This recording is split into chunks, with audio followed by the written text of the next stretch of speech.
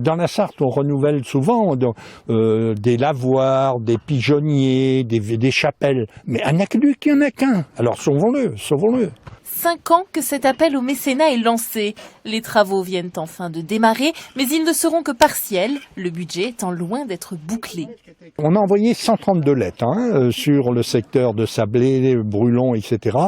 Mais on n'a pas eu, ça va peut-être venir, mais on n'a pas eu les retombées qu'on attendait. Je pense que les entreprises, les usines ou autres, ont cru qu'on leur demandait des milliers d'euros. Mais non, on ne leur demande pas des milliers d'euros. On leur demande quelques euros, 50, 100, 200 euros, sachant que les petits ruisseaux font les grandes rivières.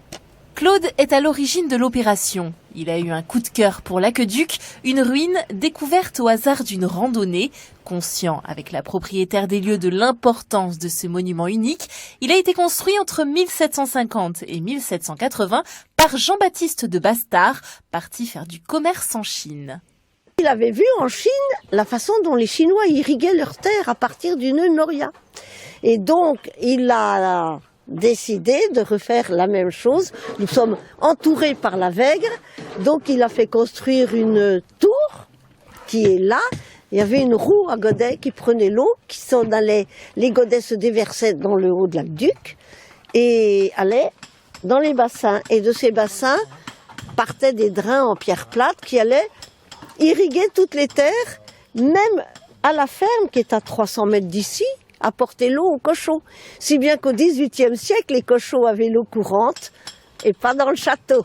Une vraie prouesse technologique pour l'époque. Reconstruit aujourd'hui à l'identique, le monument est classé. Les travaux doivent respecter les normes de l'architecte des bâtiments de France.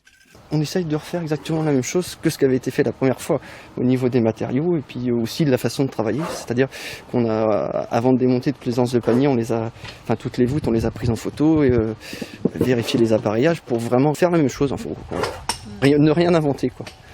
On ne fait que de la restauration, donc c'est ce qu'on a l'habitude de faire. Voilà.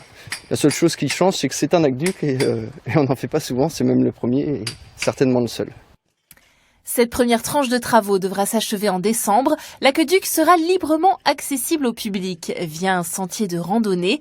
Vous l'aurez compris, des dons sont recherchés. Contact au numéro qui s'affiche en bas de votre écran.